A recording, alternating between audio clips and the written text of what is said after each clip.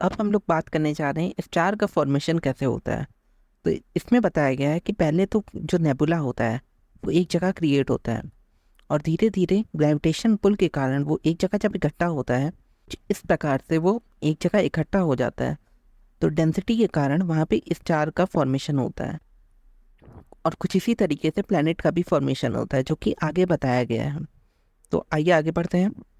यहाँ पे बताया गया है लाइट ईयर्स किसे कहते हैं। तो लाइट ईयर्स, 1 लाइट ईयर्स जो होता है, एक साल में लाइट ने कितनी डिस्टेंस कवर की उसको लाइट ईयर्स कहा जाता है। लाइट की जो स्पीड होती है वो यहाँ पे मेंशन है 3 लाख किलोमीटर पर सेकंड होती है, बट एक साल में जो लाइट ट्रेवल करती है वो 9.461 10 की पावर 12 किलोमीटर ट्रेवल करती है और इसी को 1 लाइट ईयर्स कहते हैं। इसकी वैल्यू आपको हमेशा ध्यान रखनी पड़ेगी, मे भी एग्जाम में कभी पूछा जा सकता है। आइए आगे बढ़ते हैं। प्लैनेट का फॉर्मेशन कैसे हुआ, यहाँ पे ये बताया गया है। प्लैनेट का फॉर्मेशन कुछ इस प्रकार से हुआ है कि ग्रेविटेशन पुल के कारण जो नेबुला होता है, नेबुला मीन्स जो डस्ट क्लाउड होते हैं, वो एक जगह इकट्ठा होते हैं और जब इकट्ठा होते हैं तो उसका कोर फॉर्म होता है। और जब कोर फॉर्म होता है उस डस्ट के कारण, तो वहाँ पे एक कोर के अराउंड डिस्क, एक कोर बनता है ग्रेविटी के कारण और उसके अराउंड ही सारे नेबुला, जितना भी डस्ट होता है वो अराउंड डिस्क फॉर्म करता है। एक फिगर आपको दिखाते हैं, उससे आपको समझ में आएगा कि किस तरीके से प्लैनेट का फॉर्मेशन होता है। इस फिगर को देखिए दोस्तों, ये नेबुला है, क्लाउड। क्लाउड एक जगह इकट्ठा होता है जब, तो कुछ इस फॉर्मेट में बनाता है। ये हो गया प्लैनेट का कोर। इस तरीके से जब प्लैनेट का कोर फॉर्म होता है, यहाँ पे प्लैनेट का कोर फॉर्म होता है और ये धीमे धीमे समय के साथ साथ ये जब इकट्ठा हो जाता है, तो इस तरीके से हमारी ग्रेविटी में प्लैनेट्स का फॉर्मेशन हुआ है। ये बना यहाँ पे कोर और कोर के अराउंड ही सारे क्लाउड इकट्ठा हो गए और ये क्लाउड जो इकट्ठा होते हैं, इसी ग्रेविटी के कारण ही यहाँ पे प्लैनेट्स का फॉर्मेशन होता है। कुछ इस प्रकार से देखिए, ये प्रोटोसन, ये कोर जो बना यहाँ पे गैलेक्सी का, ये सन क्रिएट करता है और वो सब कुछ नेबुला से हुआ है। यहाँ पे आप देखिए, ये प्रोटो प्लैनेट बन गया इस सन के कारण, ये सन। और यहाँ पे ये नेबुला से ही एक एक जगह इकट्ठा होते ही प्लैनेट बन गए, सिर्फ ग्रेविटी की वजह से। यहाँ पे जैसा कि इस फिगर में बताया गया था कि पहले एक कोर डेवलप्ड होता है ग्रेविटी के कारण, उसके अराउंड डिस्क फॉर्म होती है और डिस्क जो होती है वो नेबुला की होती है, उसमें स्मॉल ऑब्जेक्ट्स क्रिएट होते हैं और वो इकट्ठा होते हैं जब, तो जो स्मॉल ऑब्जेक्ट्स इकट्ठा होते हैं वो लार्ज बॉडीज बनाते हैं, यानी कि प्लैनेट को क्रिएट करते हैं और कुछ इसी प्रकार से प्लैनेट का फॉर्मेशन होता है। आइए आगे बढ़ते हैं। इसमें बताया गया है कि हमारे सोलर सिस्टम में 8 प्लैनेट हैं आज के समय में। जो 8 प्लैनेट्स हैं उसमें शुरुआत के जो 4 प्लैनेट हैं उसको इनर प्लैनेट्स कहा गया है और जो लास्ट के 4 प्लैनेट हैं उनको आउटर प्लैनेट कहा गया है। बट जो शुरुआत में जो प्लैनेट्स हैं उनको टेरेस्ट्रियल कहा गया है और जो लास्ट के प्लैनेट हैं उनको जोवियन या गैस प्लैनेट कहा गया है। अगर आपको इसका सीक्वेंस याद करना है तो आप इस प्रकार से याद कर सकते हैं। शुरुआत में है मरकरी, फिर है वीनस, फिर है अर्थ, फिर है मार्स, फिर एमजे सन। इस प्रकार से याद सकते हैं, MVE MJ सन। 4 प्लैनेट के बाद यहाँ पे ये हो गए इनर प्लैनेट और ये हो गए आउटर प्लैनेट। थोड़ा संक्षेप में बता देता हूँ, इस तरीके से याद रखिए, MVE MJ सन। इस MVE को आप फुल फॉर्म कुछ भी दे सकते हैं। ये हो गए शुरुआत के जो 4 प्लैनेट हैं, ये हैं इनर प्लैनेट जो कि टेरेस्ट्रियल प्लैनेट है और ये MJ सन, लास्ट में सन है, जुपिटर, सैटर्न, यूरेनस, नेपट्यून। ये जो 4 प्लैनेट है ये आउटर प्लैनेट है जो कि गैस से फॉर्म हुए हैं। इसमें सिर्फ और सिर्फ गैस है, इसलिए इनको gas planet, gas giant planet कहा जाता है और जोवियन प्लैनेट भी कहा जाता है। और ये सारे प्लैनेट बड़े होते हैं साइज में टेरेस्ट्रियल प्लैनेट से और इसमें मोस्टली हाइड्रोजन और हीलियम होती। वैसे तो पहले 9 प्लैनेट होते थे, मगर प्लूटो को इंटरनेशनल एस्ट्रोनॉमिकल यूनिट ने हटा दिया था, उसको एक डॉर्फ प्लैनेट का दर्जा दिया था। वो इसलिए दिया गया था क्योंकि वो अपने एक प्लैनेट, इनकी यूनिट के अनुसार एक प्लैनेट को एक तरीके से परिक्रमा करनी होती है। बट जो प्लूटो था उसकी जो रोटेशन थी वो मतलब एक तरीके से आप ये कह सकते हो वो एक सीक्वेंस वाइज रोटेट नहीं कर रहा था। जिस तरीके से बाकी प्लैनेट्स कर रहे थे उस तरीके से रोटेट नहीं कर रहा था। इस वजह से उसको डॉर्फ प्लैनेट की कैटेगरी में रख के उसको प्लैनेट नहीं माना जाता है। आइए आगे बढ़ते हैं। इसमें एक क्वेश्चन पूछा गया, इनर प्लैनेट्स जो हैं वो रॉकी क्यों हैं और जो आउटर प्लैनेट्स हैं वो गैस फॉर्म में क्यों हैं। तो इसके बारे में बताया गया है, एक्सप्लेन किया गया है क्यों शुरुआत के प्लैनेट्स टेरेस्ट्रियल प्लैनेट हैं। इसका आंसर ये है, जो सन के नियर जितने भी प्लैनेट्स हैं, शुरुआत के जो 4 प्लैनेट्स हैं जिनको इनर प्लैनेट्स हम लोग कहते हैं, वहाँ पे जो गैस है वो गैस जो है सॉलिड फॉर्म में कन्वर्ट हो गई है। वो जब सॉलिड फॉर्म में कन्वर्ट हो गई है तो वहाँ पे टेरेस्ट्रियल प्लैनेट, वहाँ पे टेरिटरी बन गई है, इसलिए उसको गैस प्लैनेट कहा गया है। बट जो आउटर प्लैनेट है यानी जो कि सन से काफ़ी दूर है, वहाँ पे सन की हीट तो है नहीं, इस वजह से वहाँ पे गैस जो है वो गैस फॉर्म में ही है। इस वजह से वहाँ पे टेरिटरी नहीं क्रिएट हो पाई है और वो गैस फॉर्म में ही गैस प्लैनेट के नाम से जाने जाते हैं। दूसरा पॉइंट ये दिया गया है, क्योंकि ये सन के ज़्यादा पास में है इनर जितने चारों प्लैनेट, यहाँ पे जो गैसेस होती हैं वो कुछ गैस तो उड़ भी गई हैं, ब्लो ऑफ हो गई हैं, तो कुछ गैसेस तो उड़ भी गई। इस गैस और डस्ट जो भी थी वो उड़ गई सोलर विंड्स के कारण। इस वजह से, और ये चीज़ ये आउटर प्लैनेट में नहीं हो पाई, ये चीज़ आउटर में नहीं हो पाई। तो पहला पॉइंट ये कहा गया कि क्योंकि ये बहुत गर्म है और जो गैस है वो सॉलिड फॉर्म में कन्वर्ट हो गई। दूसरा ये कहा गया सोलर विंड्स के कारण। और तीसरा ये कहा गया कि क्योंकि ये प्लैनेट्स, जितने भी प्लैनेट्स हैं शुरुआत में, इनकी ग्रेविटी लोअर है, साइज भी स्मॉल है, तो इस वजह से यही जब गैस उड़ गई तो उसको ग्रेविटी इनकी स्केप नहीं कर पाई, यानी कि जो गैस थी वो तो उड़ गई और ग्रेविटी उनको रोक भी नहीं पाई उड़ने से। ग्रेविटी जो है रोकती है बाहर निकलने से प्लैनेट को। आप कोई भी चीज़ देख लो, अपने अर्थ में भी ग्रेविटी यही रोल करती है। इनर प्लैनेट्स में ग्रेविटी भी कम है, इस वजह से गैस आसानी से निकल गई। आइए बात करते हैं आगे मून के बारे में। मून के बारे में सर जॉर्ज डार्विन जी का कहना यह था कि जो मून जो है वो अर्थ का ही एक पार्ट है, अर्थ के एक पार्ट से ये मून का हिस्सा निकला हुआ है कुछ इस प्रकार से। और ये जो जैसे ये अर्थ का पार्ट है, ये हिस्सा जो है यहाँ पे, ये हिस्सा जो है ये मून का हिस्सा है। और ये जो जिस हिस्से से वो निकला है वो जो हिस्सा है वो पैसिफिक ओशन में आज भी मौजूद है, उनका ये कहना था। बट कई सारे साइंटिस्टों का ये मानना था कि नहीं, ऐसा नहीं है, ये चीज़ें ऐसी नहीं हैं। जो इनकी थ्योरी थी उनको, हाँ, सब साइंटिस्ट इससे संतुष्ट नहीं थे। तो कुछ साइंटिस्ट का ये भी मानना था, मगर कुछ साइंटिस्टों का मानना था कि जब अर्थ का फॉर्मेशन हुआ उस समय मार्स से भी 3 गुना बड़ा, मार्स जो प्लेनेट है उससे 3 गुना बड़ा एक एस्ट्रॉइड आया था और वो टकराता है अर्थ से। और वो जब अर्थ से टकराता है तो अर्थ में जो बूम होता है उसके बाद वो नाचता रहता है समय के साथ साथ, और वही एस्टेरॉइड वो मून फॉर्म कर लेता है, नाचते नाचते मून फॉर्म कर लेता है। पहले वो अर्थ से टकराता है, उसके बाद अर्थ से टकराने के बाद ही वो मून का फॉर्मेशन कर लेता है। तो अब नेक्स्ट हम लोग बात कर रहे थे अर्थ का एवोल्यूशन कैसे हुआ। तो इस तरीके से आप इमेजिन करिए, जब अर्थ जब बना था तो एक वो लावा फॉर्मेट में था, पूरी अर्थ में लावा था। एक फिगर से आपको हम समझाने की कोशिश करते हैं। इस फिगर को देखिए दोस्तों, यहाँ पे अर्थ जब शुरुआत में बना था तो वो पूरा एक लावा फॉर्मेट में था। जब अर्थ शुरुआत में बना था दोस्तों तब वो एक लावा फॉर्मेट में था कुछ इस प्रकार से। ये जो है ये लावा है, पूरा लावा है। समय के साथ साथ जैसे जैसे टाइम बढ़ता गया ये लावा सूख के रॉक फॉर्मेट बन गया। ये जब रॉक फॉर्मेट बन गया तो अर्थ में रॉक क्रिएट हुए, रॉक और भी डिफरेंट डिफरेंट प्रकार के मटेरियल्स, अलग अलग मेटल्स, नॉन मेटल्स, कई सारी चीज़ें क्रिएट हुई।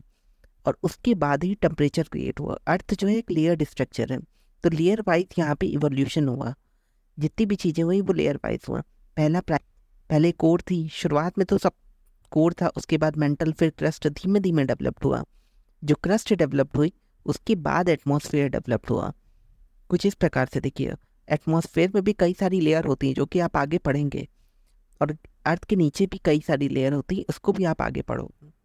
तो जितना जैसे जैसे जिस मेटल की डेंसिटी ज़्यादा थी वो नीचे जाते गए, और जो मेटल की डेंसिटी कम थी वो अर्थ के ऊपर ही टिक गए।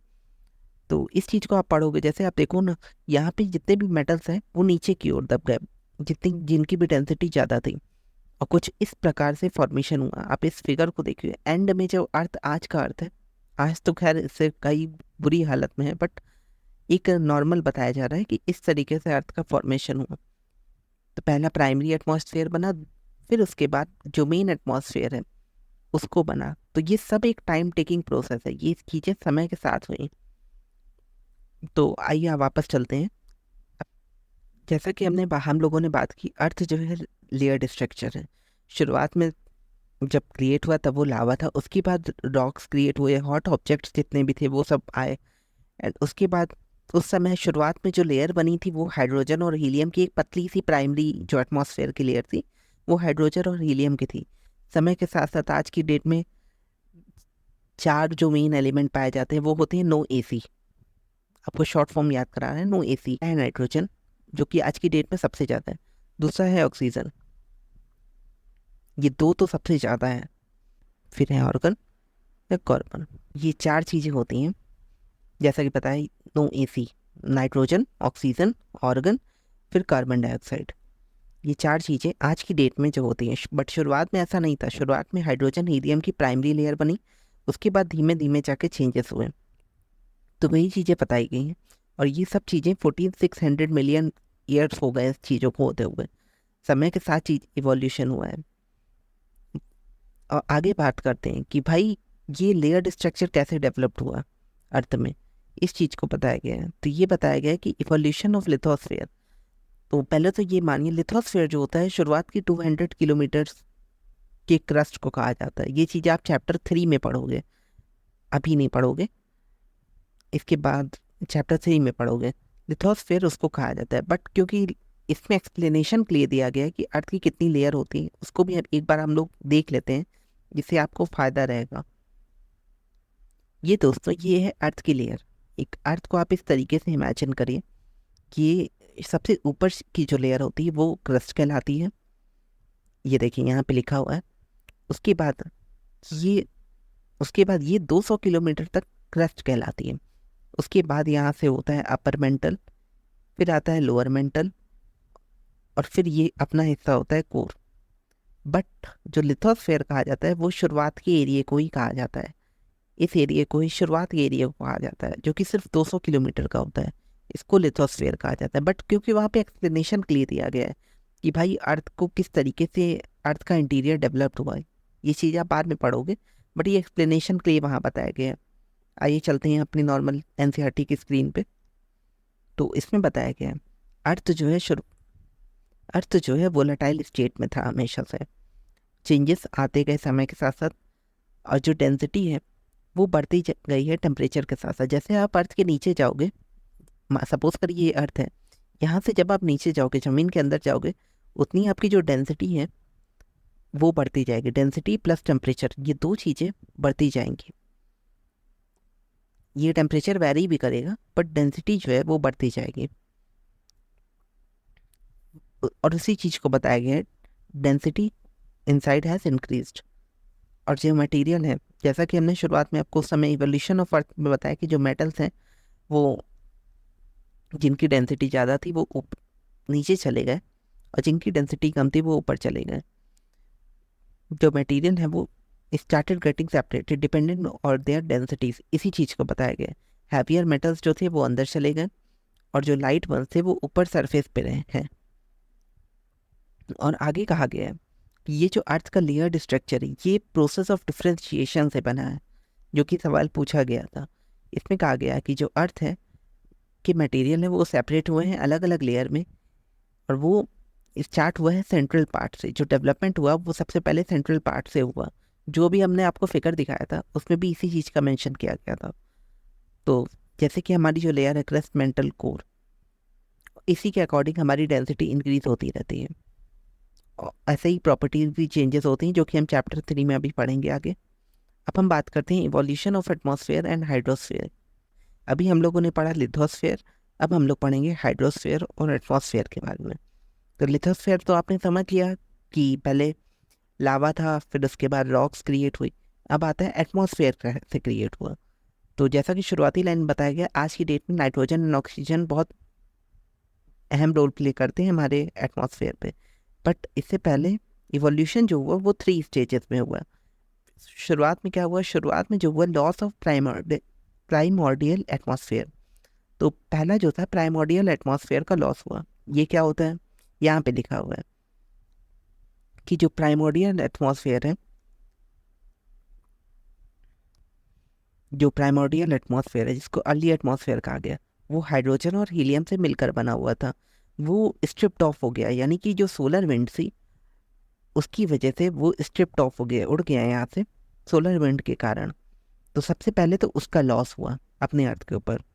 और ये सिर्फ यहाँ पे नहीं हुआ, हर टेरेस्ट्रियल प्लैनेट, जो 4 टेरेस्ट्रियल प्लैनेट के बारे में हम लोगों ने बात की, उन चारों प्लैनेटों में ऐसा हुआ। और उसके बाद जब लॉस हो गया तो दूसरा प्रोसेस लिखा हुआ है। पहले तो लॉस हुआ, सेकंड जो स्टेज थी वो था hot interior of the earth contributed evolution. जो हमारा इंटीरियर था अर्थ का, उसका बहुत बड़ा योगदान था इवोल्यूशन करने में। तो उसको नीचे एक्सप्लेन किया है यहाँ पे कि जो जब अर्थ की कूलिंग हुई तो अर्थ के अंदर से जितने भी गैसेस थे, वाटर वेपर थे, वो रिलीज होना शुरू हुए हमारे इंटीरियर से। इन सब गैसेस ये रिलीज होना शुरू हुई। ये अर्थ है, सपोज करिए ये अर्थ है, ये क्रस्ट है अर्थ का ऊपर का एरिया। यहाँ से नीचे से जितना भी नीचे का पार्ट है, यहाँ से अर्थ के ऊपर से ये गैसेस रिलीज होना शुरू हुई। और इस प्रोसेस को क्या कहा गया, इस प्रोसेस को कहा गया डीग्रेसिंग। इसको कहा गया डीग्रेसिंग। ये आपका क्वेश्चन बन सकता है, डीग्रेसिंग क्या है। इस प्रोसेस को डिक्रेसिंग कहा गया है। ये जो गैसेस रिलीज हुई इसको डिक्रेसिंग कहा गया। अब आइए थर्ड स्टेज पढ़ते हैं। थर्ड स्टेज कहेगी, 2 स्टेज हम लोगों ने जान ली। थर्ड स्टेज कहा गया जो फाइनल था वो था composition of the life of atmosphere modified by the living world in the photosynthesis. इसको थर्ड स्टेज यहाँ पे कहा गया है कि जो हमारे एटमॉस्फेयर का कंपोजिशन है वो किस तरीके से मॉडिफाई हुआ हमारे लिविंग वर्ल्ड द्वारा, किस तरीके से हमारे हिसाब से वो बना। तो आइए नीचे देखते हैं। तो जैसे जैसे अर्थ कूल हुई, ठंडी हुई, वाटर वेपर रिलीज होना शुरू हुआ और जो CO2 थी वो हमारे एटमॉस्फेयर में डिसॉल्व हो गई। तो जो हम लोग 6th-7th क्लास में वाटर साइकिल पढ़ते थे कि जो कंडेंसेशन होता है उसके बाद फिर रेन हो जाती है, कुछ इसी प्रकार का प्रोसेस शुरू हुआ वाटर साइकिल वाला। जो वाटर साइकिल हम लोगों ने पढ़ी थी, कुछ उसी प्रकार का प्रोसेस शुरू हुआ। पहले अर्थ कूल हुई, वाटर वेपर रिलीज होना शुरू हुए, उसके बाद कंडेंसेशन शुरू हुआ, फिर रेन शुरू हो गई। तो जो प्रोसेस हम लोग पढ़ते थे कुछ इसी प्रकार से हुआ। उसके बाद फिर से जो CO2 थी, वो कार्बन डाइऑक्साइड थी, वो तो हमारे रेन में डिसॉल्व हो गई और फिर उसके कारण फिर बारिश होना शुरू हुई। इस तरीके से ज़्यादा उस समय बारिश हुई। और फिर क्या हुआ, जो भी, क्योंकि क्रस्ट हम लोग का प्लेन तो था नहीं, वो जो क्रस्ट था वो कहीं ऊपर था कहीं नीचे था, तो इस प्रकार से था। तो वहाँ पे पानी भरना शुरू हुआ। इस तरीके से फिर ओशंस का निर्माण हुआ। और ये सब होने में कम से कम 500 मिलियन ईयर्स लगे। ये पूरा एक दिन में नहीं हुआ, ये सब टाइम टेकिंग प्रोसेस था। और सबसे पहले जो लाइफ इवॉल्व हुई वो फोटोसिंथेसिस के जरिए ओशंस के अंदर इवॉल्व हुई। पहले ओशंस में लाइफ इवॉल्व हुई, उसके बाद जब ओशंस के जो प्लांट्स थे उन्होंने CO2 का इंटेक किया, प्लांट्स ने जब CO2 का इंटेक किया और ऑक्सीजन रिलीज किया, तब हमारे अर्थ में ऑक्सीजन तेजी से बढ़ी। उसके बाद आते हैं कि इवोल्यूशन ऑफ ह्यूमंस कैसे हुआ। तो ये बताया गया, वैसे तो अलग अलग ग्रंथों में अलग अलग चीज़ें बताई गई, बट जो साइंटिस्ट का मानना है, साइंटिस्ट कहते हैं जो ओरिजिन हुआ ह्यूमंस का वो कुछ इस प्रकार से वो एक केमिकल रिएक्शन के जरिए हुआ। और किस तरीके के वो ऑर्गेनिक मॉलिक्यूल्स के जब केमिकल रिएक्शन हुई उस तरीके से, इसका प्रूफ उन्होंने ये दिया कि जो माइक्रोस्कोपिक स्ट्रक्चर है जो आज की डेट में ब्लू एल्गी है, वो क्लोजली रिलेट करती है आज से 300 मिलियन ईयर्स पहले से। इसका प्रूफ उन्होंने दिया कि जो एल्गी है वो उस समय भी थी, उसी से कुछ सिमिलैरिटी उन्होंने मिलाई कि भाई ये जो फॉर्मेशन हुआ कुछ 300 मिलियन ईयर्स एगो हुआ। तो कुल मिला के समरी ये कहती है कि जो इवोल्यूशन हुआ वो हुआ यूनिसेलुलर बैक्टीरिया से मॉडर्न मैन का। तो बताइए भाई, इवोल्यूशन हो गया। तो ये चैप्टर यहाँ पे ख़त्म होता है।